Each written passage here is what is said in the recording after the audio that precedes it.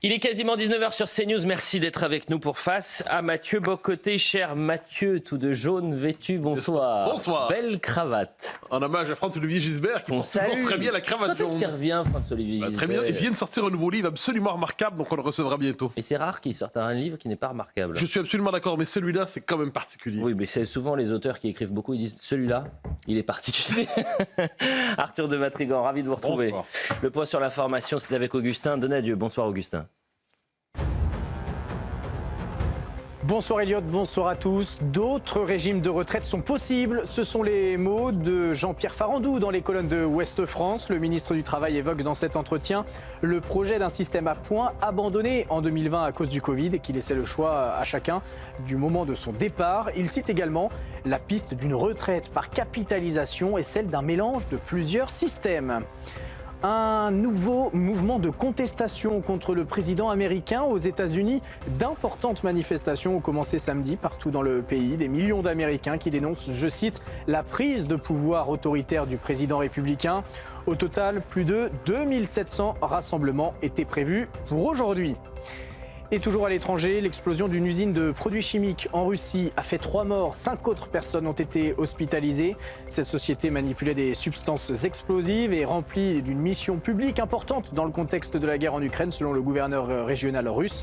Les causes de cette explosion ne sont pour le moment pas encore connues. Merci Augustin Donadieu pour le point sur l'information. À la une de Face à Mathieu Bock-Côté, vous allez revenir, cher Mathieu, sur une question ô combien existentielle pour un pays. Qu'est-ce qu'une nation? Comment définir ce qui nous rassemble, nous différencie des territoires voisins? En quoi la notion de nation a changé au fil des décennies, poussée par une conception universaliste, pour ne pas dire sans frontiériste? La nation, vue par Mathieu Bock-Côté, c'est dans un instant. À la une également, le procès du meurtre de la petite Lola s'est ouvert hier, 3 ans après l'horreur. La famille demande que justice soit rendue pour eux, mais aussi pour la France. À noter l'extrême malaise de la classe politique et médiatique qui offre une couverture à minima de ce procès pourtant essentiel. Le procès Lola, ou le symbole des faillites sécuritaires, migratoires et médiatiques. On voit cela dans cette émission. Enfin, vous recevez ce samedi le journaliste Louis Osalter, auteur de La foudre et les cendres, Macron, les secrets d'une succession interdite, ou comment le président de la République pratique la politique de la terre brûlée pour éviter à ses successeurs de reprendre son héritage.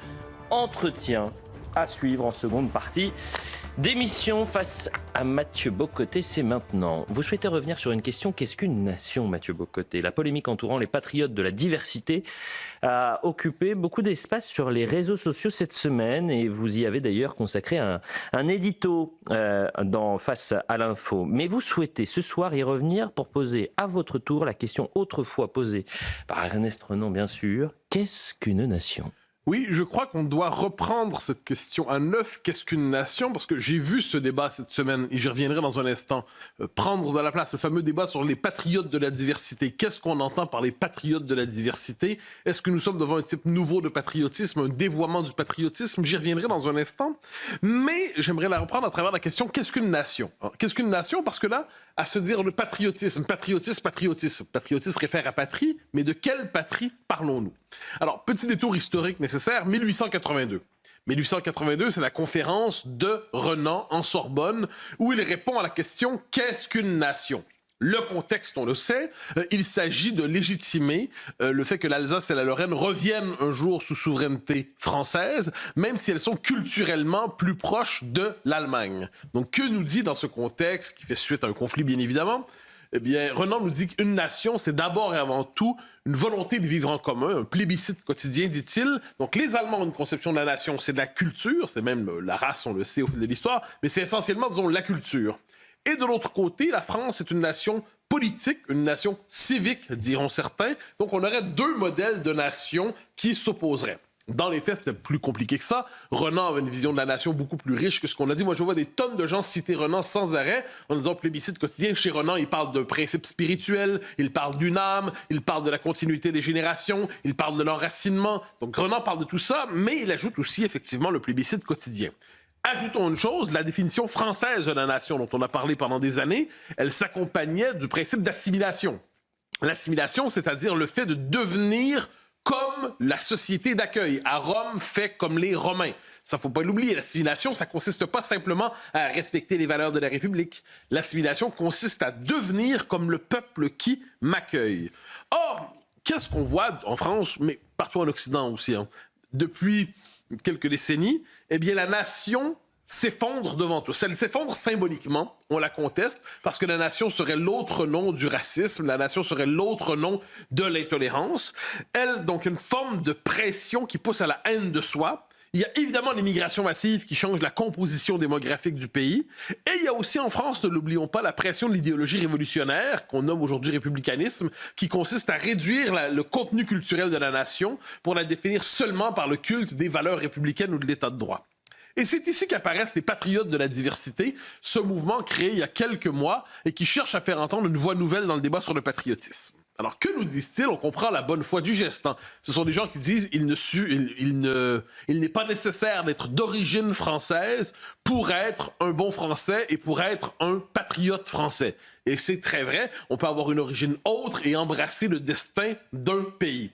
Mais pourquoi y a-t-il un malaise autour de ces patriotes de la diversité? Parce que le point de référence dans cette formule patriote de la diversité, c'est diversité plutôt que patriote. Ça consiste à dire que nous avons des origines autres, nous revendiquons nos origines autres, quelles qu'elles soient, musulmanes, orthodoxes, bulgares, congolaises, thaïlandaises, faites ce que vous ayez la référence que vous souhaitez. Et à partir du respect de cette identité première, nous nous reconnaissons comme citoyens français, comme patriotes français. Donc, dans cette logique, la diversité est première et la nation est seconde. Et c'est pour ça que j'ai dit cette semaine, et je le redis ce soir, quand on est patriote, on n'est pas patriote de la diversité, on est patriote tout court. Parce que ça veut dire que si on est patriote, c'est qu'on embrasse la nation, on s'assimile à la nation, on embrasse la nation, et dès lors, on ne se revendique plus de son identité ethno-culturelle d'origine. On s'approprie la nation et on apprend à dire « nous » avec elle. Donc là, le problème, on est devant une forme d'inversion, en fait, de la référence nationale avec ces patriotes de la diversité. Ils disent la diversité est première et certains vont même plus loin en disant oui, la diversité, il y a de la place pour tout le monde, il y a même de la place pour ceux qu'on appelle les Blancs ou les Français de souche ou les Français d'origine française, on ne sait plus exactement comment les nommer. Là, mais ça, c'est l'inversion de l'intégration, vous le noterez. Si on dit oui, il y a même de la place pour les Français d'origine française dans les patriotes de la diversité, mais ça consiste à dire finalement que le peuple historique français, la nation historique, est une communauté parmi d'autres dans la diversité française. Et ça, une société qui inverse le devoir d'intégration, une société qui pousse chacun à se définir d'abord par son identité d'origine, quitte ensuite à les rassembler dans un vivre ensemble tricolore, mais on appelle ça le multiculturalisme. Le multiculturalisme qui est une idéologie très particulière, anglo-saxonne à bien des égards, mais pas seulement. Et donc, je dirais, et là, on nous a dit, oui, mais ces patriotes de la diversité brandissent le drapeau sans cesse. Oui, mais il ne suffit pas de brandir le drapeau et de répéter patriotisme pour d'un coup célébrer le peuple français. Il faut en prendre le pli culturellement, le pli sur le plan identitaire. Or, si j'entends bien le discours de ces patriotes de la diversité, ils disent vivre ensemble, ils disent le drapeau, ils disent la diversité, ils disent valeurs républicaines, et le peuple historique français lui semble un peu absent dans ce récit.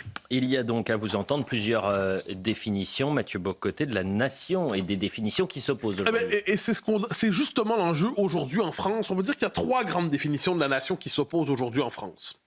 La première, c'est la définition de l'extrême centre, donc la mouvance macroniste pour l'essentiel, qui a une vision, mais aussi une partie du Parti socialiste, une partie de la droite LR. Cette vision, c'est quoi? Ça consiste à dire c'est le vivre ensemble technocratique et républicain. Donc, on nous dit qu'est-ce que c'est adhérer à la France? Et là, on se réclame du patriotisme. C'est respecter les valeurs républicaines, adhérer aux valeurs républicaines, célébrer le régime républicain, ce qui cause déjà problème. Que faire du long passé monarchique français? Est-ce que la France d'avant la République était française? Est-ce qu'elle vaut la peine d'être mentionnée? Et peut-on aujourd'hui confesser quelques tendresses pour les rois qui ont fait la France sans pour autant être traité de mauvais français? Donc là, on nous dit que ce sont des principes partagés, c'est l'Europe de plus en plus, vous le noterez. À la rigueur, c'est peut-être une langue. Ah oui, c'est la langue française, la langue comme instrument de communication, mais ce n'est plus le peuple français au sens historique du terme, capable évidemment d'intégrer, d'assimiler des gens qui viennent d'ailleurs. Donc c'est le vivre ensemble technocratique. Deuxième élément, deuxième définition, c'est la définition mélenchonienne. La créolisation de la France, la nouvelle France, dit-il. Et ça, j'aime toujours rappeler pour la chose, la nouvelle France, historiquement, ça veut dire quelque chose. C'était la France en Amérique. C'était le premier nom de l'Amérique, c'était l'Amérique française. Mais là, on change le nom, la nouvelle France. Et là, dans ce récit, on nous dit que les Français dits de souche sont de trop. Rappelez-vous M. Mélenchon qui dit que les Français de souche sont de trop. Et parce qu'ils causent problème, parce qu'ils refusent cette créolisation d'une France qui deviendrait une nation-monde.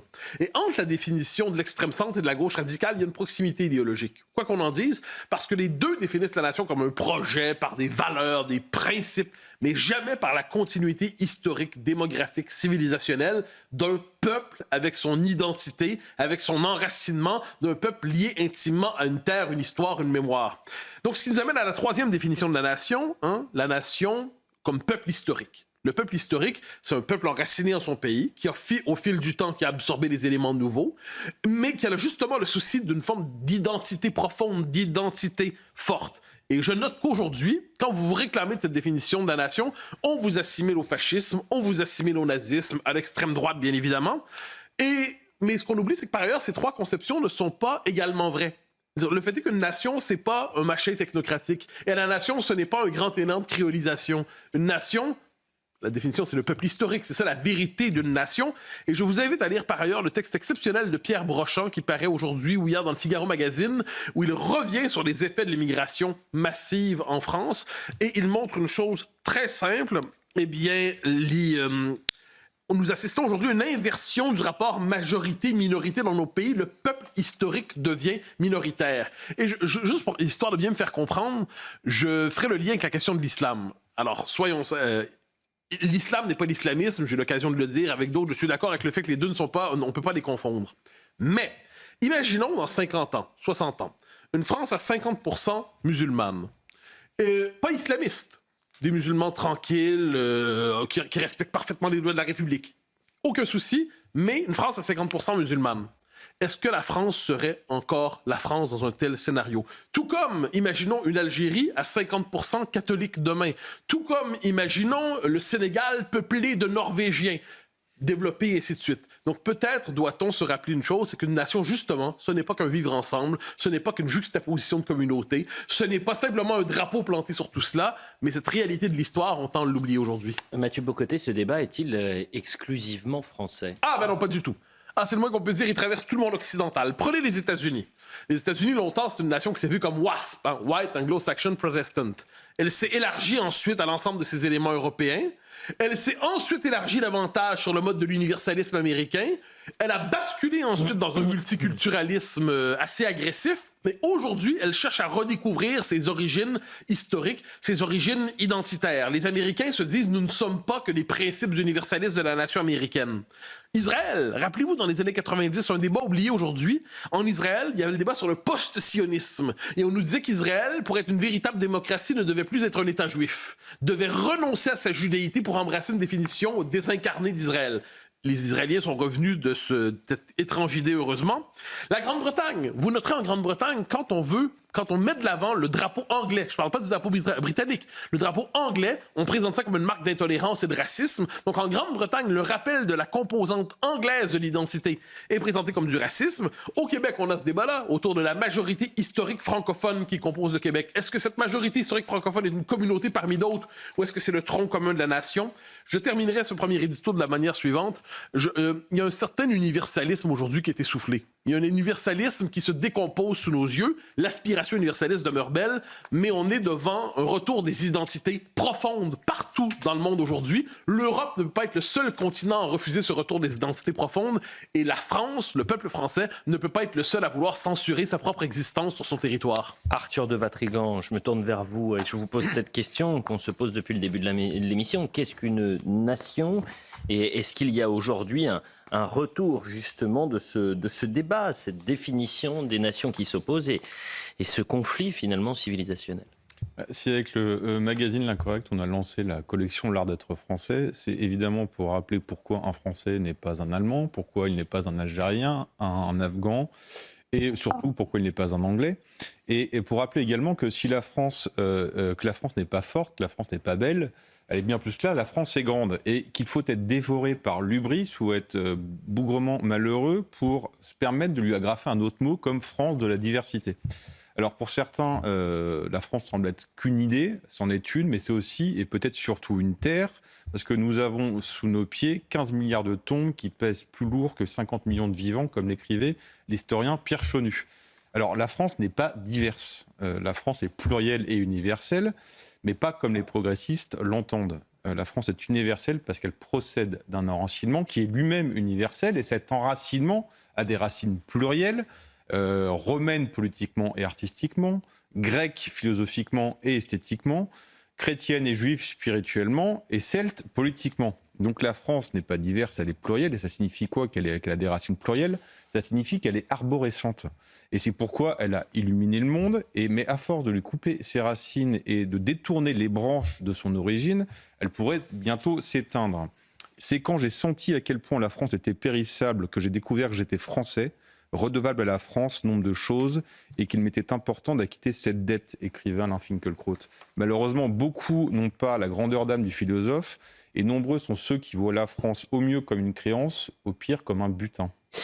Autre sujet à présent, Mathieu Bock-Côté, vous souhaitez revenir sur le procès qui s'est ouvert ce vendredi, le procès du meurtre de la petite Lola, un meurtre qui avait bouleversé la France, qui 3 ans plus tard la bouleverse encore, et vous souhaitez y consacrer votre second édito. Alors, difficile de faire autrement si vous suivez un peu le procès, hein. C'est-à-dire que c'est le retour de l'horreur absolue en notre visage. Alors moi, ce qui me frappe, je me souviens de ma première réaction devant l'affaire Lola, avant même tout ce qu'on a pu apprendre ensuite sur le portrait de la présumée meurtrière, je me souviens de m'être dit, nous nous retrouvons devant le mal pur, devant une expression métaphysique du mal en quelque sorte. Un mal qui veut sacrifier l'innocence, qui veut sacrifier la pureté. Un mal qui s'exprime et qu'on n'est plus habitué à penser, parce que dans nos sociétés, nous avons voulu dissoudre le mal dans la maladie. Nous avons voulu dissoudre le mal dans la psychiatrie. Nous avons voulu dissoudre la question du mal et en faire simplement une forme de dérèglement chimique ou dérèglement circonstanciel du cerveau. Et on a oublié que quelque chose comme le mal majusculaire existe en ce monde, il hante le monde, mais nous ne sommes plus capables de le penser. Alors qu'est-ce qu'on a vu cette semaine? Mais c'est aussi l'envers de ce mal atroce, c'est le retour de cette figure sacrificielle bien malgré elle, de la petite Lola, à qui on a demandé, en fait c'est atroce, on l'a martyrisée, violée, j'évite tous les détails, mais on sait ce qui s'est joué là-dedans. Elle a été sacrifiée dans sa pureté. C'est un enfant qui a été sacrifié. Et à travers ce geste, me semble-t-il, ce procès nous oblige à mettre à jour nos catégories mentales, nos catégories philosophiques, nos catégories sociologiques, nos catégories religieuses, pour nous dire qu'à nouveau, encore une fois, que si on pense simplement en termes de maladie, de dérèglement, elle a pris trop de cannabis, dit-on, puis la meurtrière présumée, elle a pris trop de cannabis, elle a été un peu déréglée. Si on laisse de côté les éléments qui semblent aussi présents, la tentation de la sorcellerie, la tentation de l'envoûtement, la tentation de l'humiliation, la tentation de la destruction d'une âme, la tentation de la destruction d'un corps, eh bien, on ne comprend pas ce qui nous a frappé ce jour-là. Vous savez, j'ai un rapport assez complexe à la fois, et j'ai souvent dit de l'existence de Dieu, je ne suis jamais certain, mais de l'existence du diable, je n'ai jamais douté. Je vous avouerai que cette semaine, voyant ce procès commencer, j'ai retrouvé cette certitude de la présence du diable, au sens métaphorique évidemment, en ce monde. Et vous avez le frère de la petite Lola qui a demandé à la barre, à la meurtrière, de dire la vérité, pour la famille et aussi pour la France. Et c'est votre seconde question, est-ce que ce procès n'est pas aussi un événement en soi politique? Ben voilà, ça c'est l'autre dimension. Je pense que la dimension métaphysique devait être nommée. Ensuite, la dimension politique, il faut voir à quel point on est devant un meurtre atroce, véritablement un sacrifice humain, et tout le système médiatique a tout fait pour nous interdire de voir ce qu'on avait devant nous. Donc, immédiatement, la machine à broyer le réel, pardonnez-moi, je m'emporte, s'est mise en place. Faits divers, faits divers, faits divers. Dès lors qu'on rappelait ces 4 lettres fondamentales, OQTF, celle qui a tué n'aurait pas dû être sur le territoire français. Si le droit avait été respecté, Lola serait vivante aujourd'hui. J'ai souvenir par ailleurs d'un ministre de la Justice, je crois, qui disait « Mais qui est assez fou pour penser que les OQTF sont toutes faites pour être respectées ?» Ah bon? Mais moi, ce que je sais, c'est que cette OQTF-là, si elle avait été respectée, la jeune Lola serait encore vivante aujourd'hui. Mais tout l'appareil médiatique était là pour nous dire, vous n'avez pas le droit de chercher à comprendre. Vous avez le droit de pleurer, certes, mais pas davantage. Donc, OQTF, autre élément, dès lors qu'on mentionnait cette dimension, on était accusé de récupération.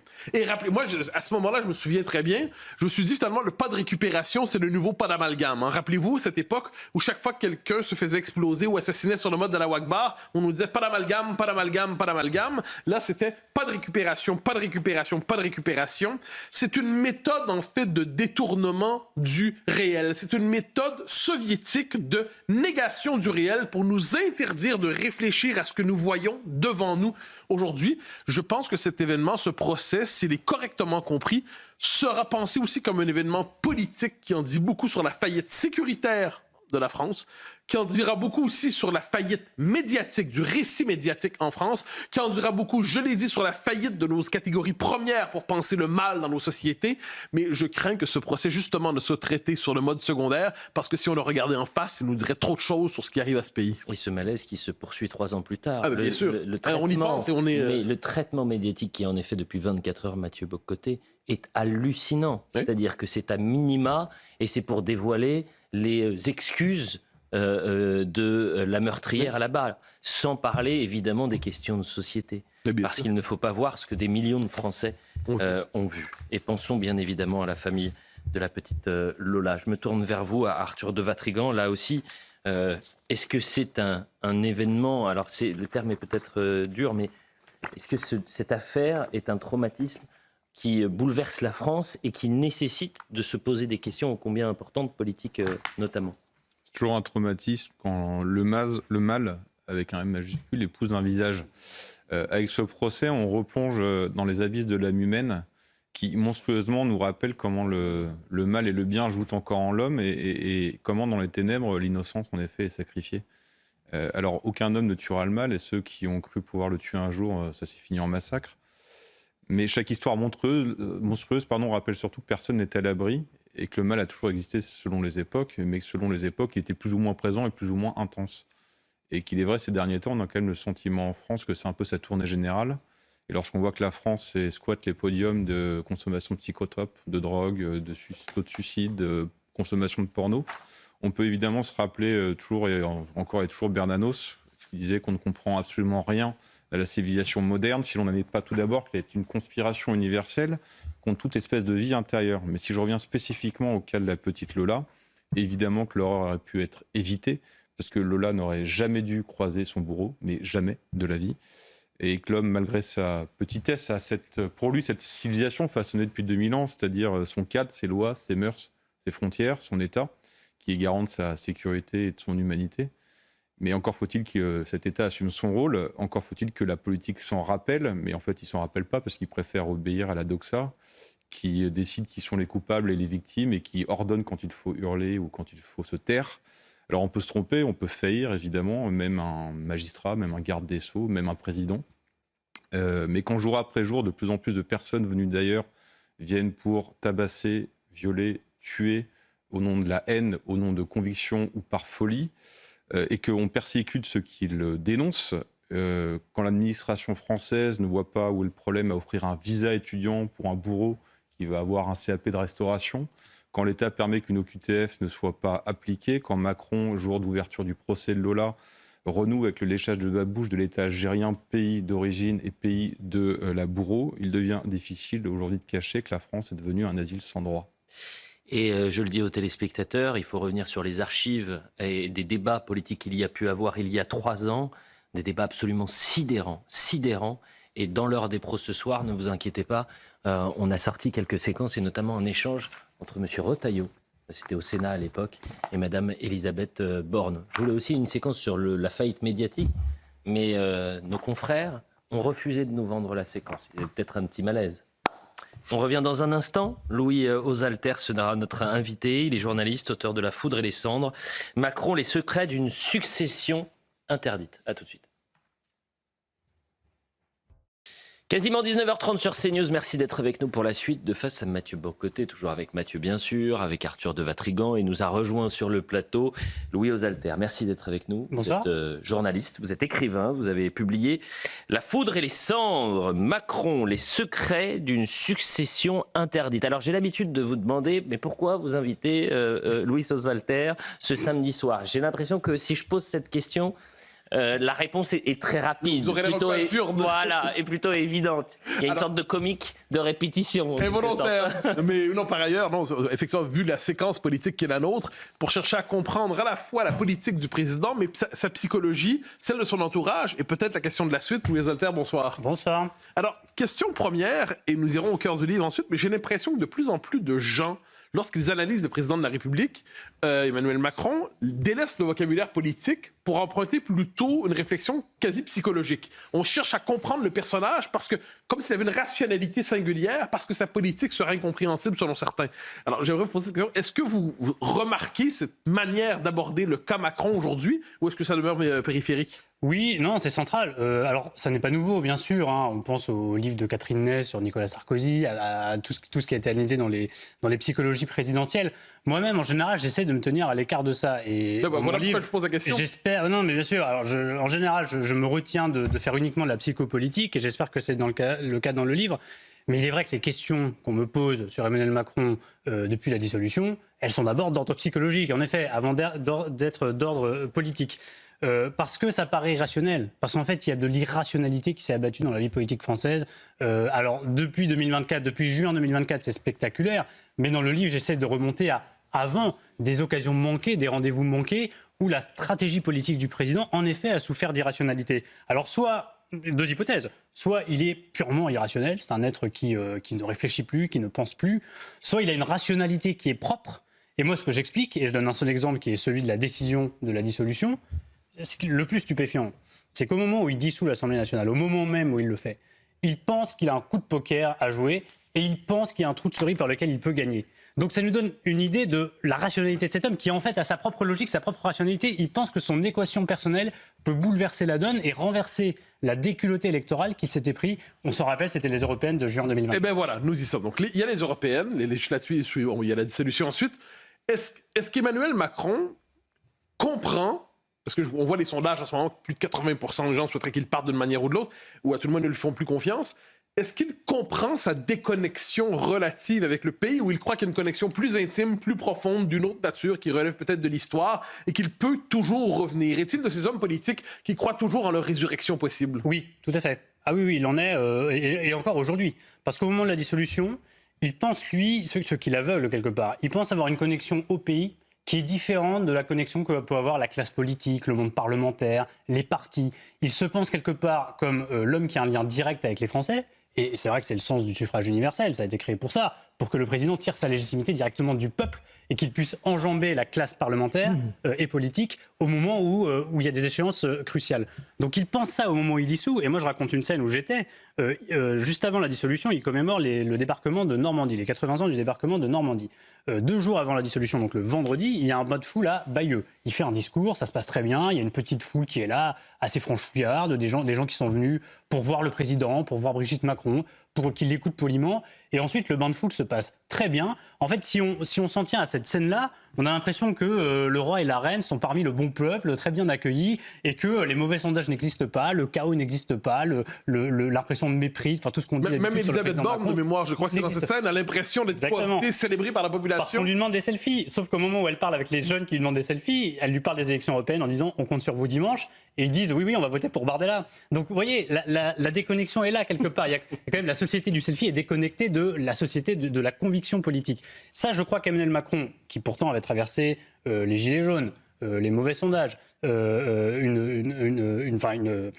impopularité qui s'est creusée au fil de sa présidence. Je crois qu'à ce moment-là, Emmanuel Macron se dit qu'il a une équation personnelle à jouer et qu'il peut jouer le président contre la classe politique. Et que donc une élection d'attribution du pouvoir telle qu'est une élection législative ne donnerait pas le même résultat qu'une élection européenne qui voit comme une élection défouloir. Je crois que ça a entretenu cette illusion. Et il disait à des proches cette phrase, il disait « Moi j'ai un socle autour de 23-24%. » C'est-à-dire qu'il pensait que si c'était lui qui était en jeu, le score de son camp allait mathématiquement augmenter.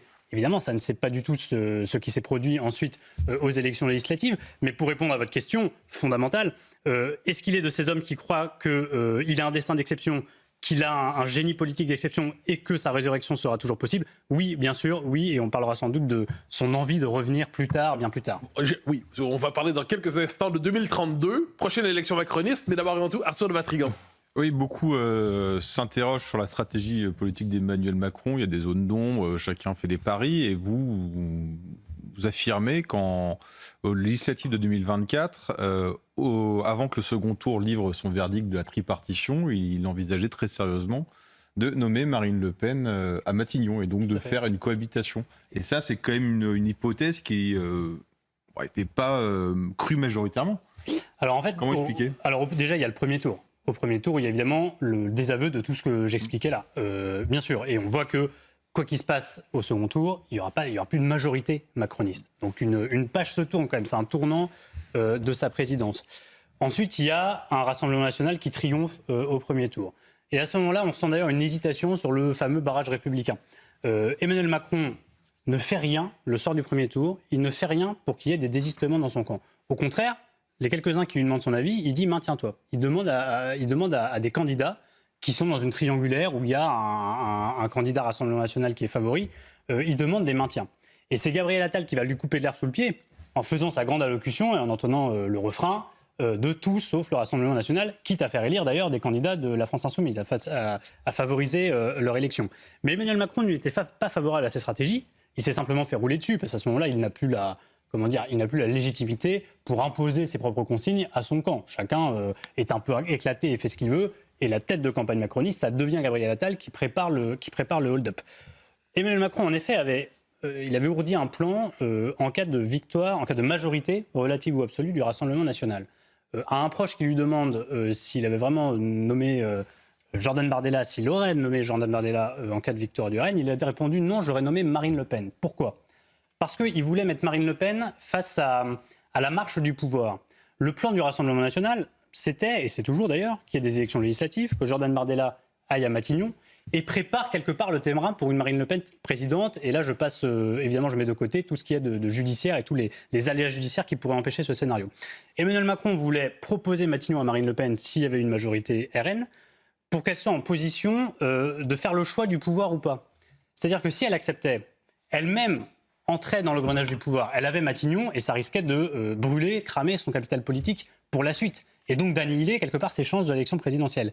Et si elle refusait Matignon, eh bien elle aurait reculé devant le pouvoir. Et c'est toujours une arrière-pensée qu'on a quand on pense à Marine Le Pen. Et les Le Pen en général, on s'est toujours dit mais est-ce qu'ils veulent vraiment du pouvoir ? Dans le cas du père, on est à peu près sûr qu'en réalité, il endossait plus une fonction tribunicienne qu'une véritable envie d'exercer le pouvoir. Marine Le Pen prétend le contraire, Emmanuel Macron voulait la mettre face à ça. C'est un scénario qui ne s'est pas produit puisque Emmanuel Macron n'a évidemment pas eu l'occasion de le mettre en œuvre. Et c'était en effet le scénario de la cohabitation qui était tout à fait envisagé. Alors, dans la dernière partie de votre livre, vous revenez sur les, je sais pas, c'est les successeurs à tout le moins, les grandes figures macronistes. Un authentique politique, par exemple, Gérald Darmanin, qui est le seul non-technocrate de la bande, on a l'impression.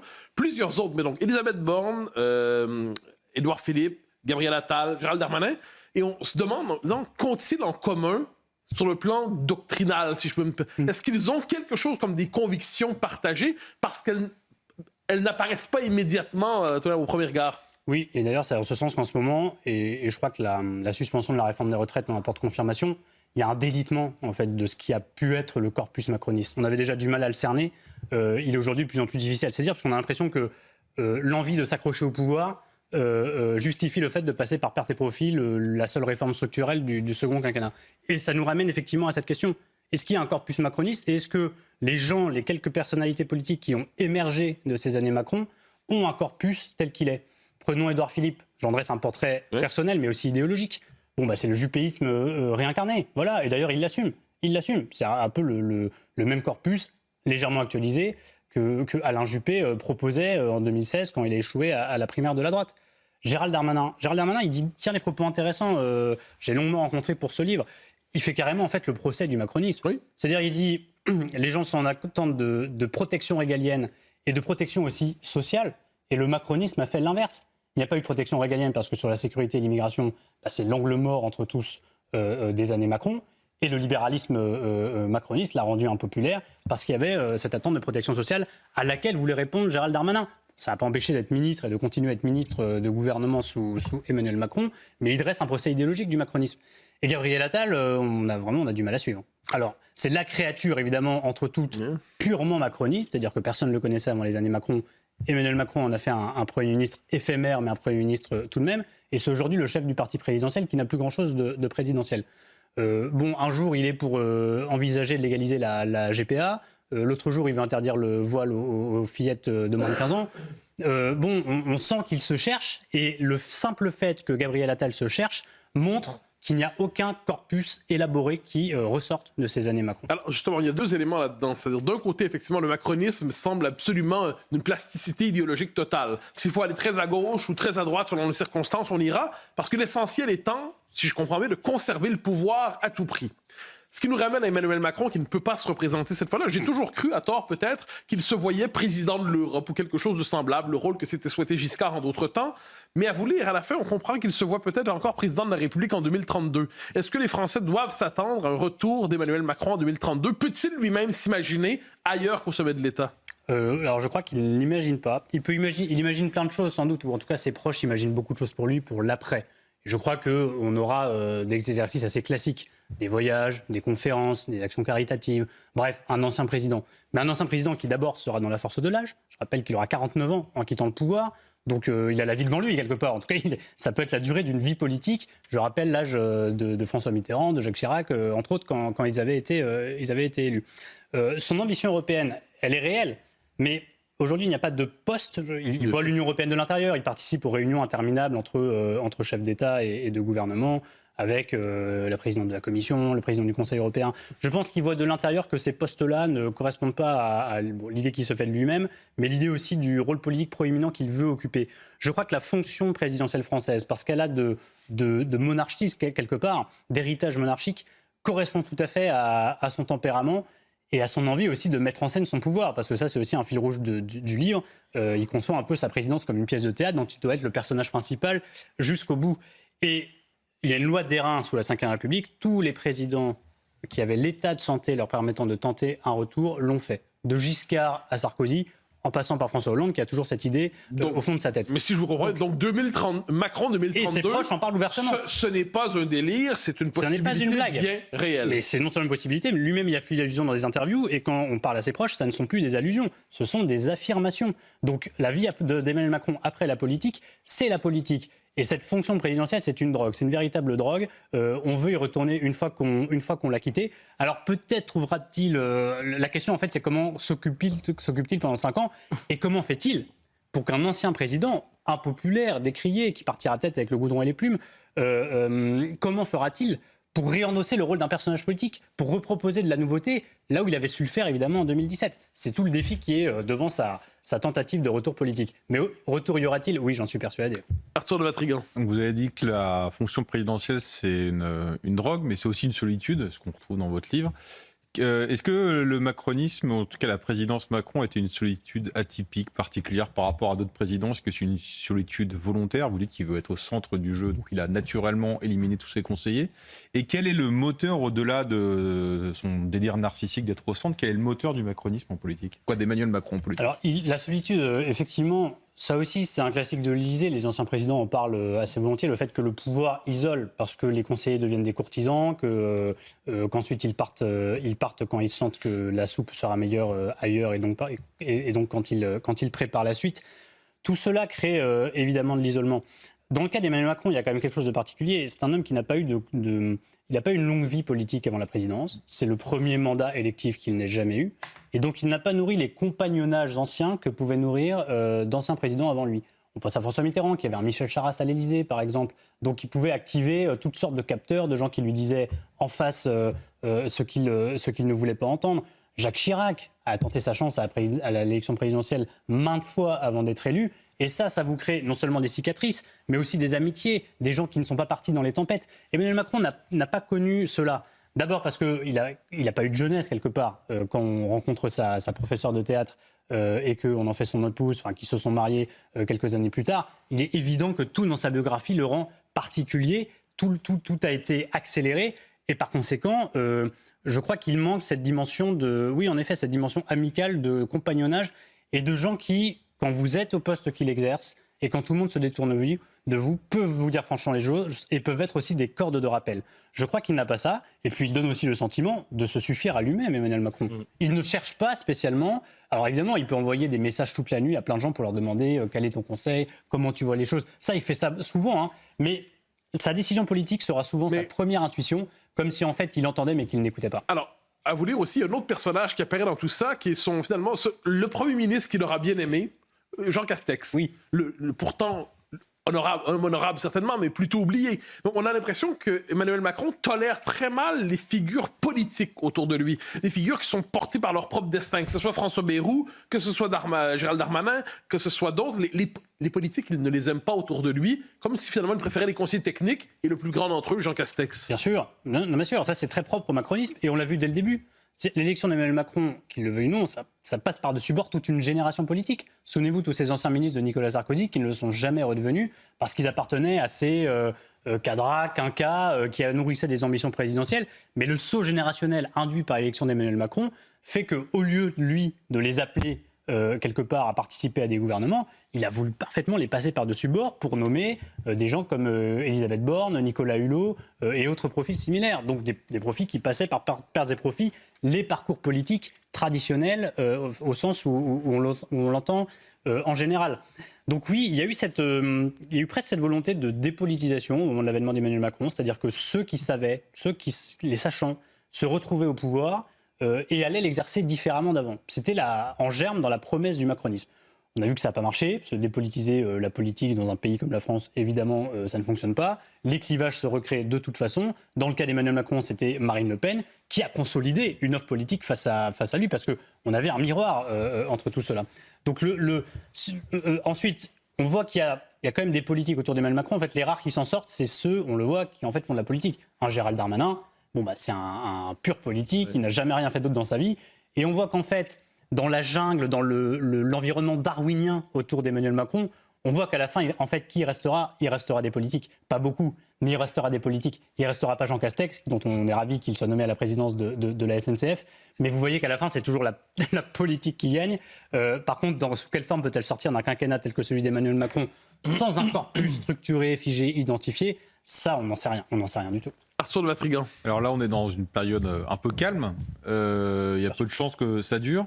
Est-ce qu'une démission est envisagée chez Emmanuel Macron et peut-être plus probable s'il y a une dissolution? Est-ce qu'il peut réitérer son premier plan que vous nous avez révélé en 2024, c'est-à-dire une cohabitation nommant Marine Le Pen à Matignon? Alors c'est précisément pour ceux-là qui ne souhaitent pas dissoudre. Et d'ailleurs, il y a un paradoxe. En 2024, il dissout l'Assemblée alors que pas grand monde ne lui demande. Aujourd'hui, soit beaucoup de voix demandent de dissoudre l'Assemblée, soit jugent que ce sera inéluctable. Et il ne veut pas le faire. Il ne veut pas le faire parce que précisément, cette fois, il est lucide. Il sait qu'il ne retournera pas la donne, qu'il ne reconquérera pas une majorité. Même s'il le faisait, ça serait pour un an. En revanche, il ne veut pas que la dernière année ou dernière année et demie de sa présidence soit précisément une cohabitation avec le Rassemblement national. Et il y a aussi une raison à cela, ça qui m'a été fait voir récemment par plusieurs de ses proches. C'est qu'en un an ou un peu moins d'un an de pouvoir, le Rassemblement national ne sera peut-être pas atteint par l'usure du pouvoir. Au contraire, un Jordan Bardella à Matignon serait simplement le teasing, si vous me permettez l'expression, et pardon pour l'anglicisme, de Marine Le Pen, présidente de la République. Vous voyez ? Donc la donne temporelle n'est pas la même, la donne politique n'est pas la même, et puis par ailleurs, il y a évidemment le mot que vous avez prononcé, qui est celui de démission, qui est important. Si une dissolution donne la même chose, si on a toujours une assemblée ingouvernable, cette fois, logiquement, on se retournera vers Emmanuel Macron. Ou plutôt, les derniers qui ne sont pas encore tournés vers Emmanuel Macron en parlant de démission anticipée, même un Édouard Philippe maintenant a repris ce discours, eh bien, il deviendra la seule cible pour tout le monde, parce qu'une deuxième dissolution n'aurait pas marché. Un grand merci, Louis Osalter, La Foudre et les Cendres, entretien passionnant, Macron, les secrets d'une succession interdite. Restez avec nous. Dans un instant, c'est l'heure des pros, avec un sujet qui n'a été abordé nulle part depuis 48 heures. Et pourtant, vous le savez, la commission d'enquête parlementaire sur les liens entre les hommes politiques et les réseaux islamistes a commencé à l'Assemblée nationale. Il y a eu le premier entretien public, donc c'était accessible à la presse, ça pouvait être diffusé, personne n'en a parlé. Eh bien nous, on va en parler en ouverture de l'heure des pros. À tout de suite.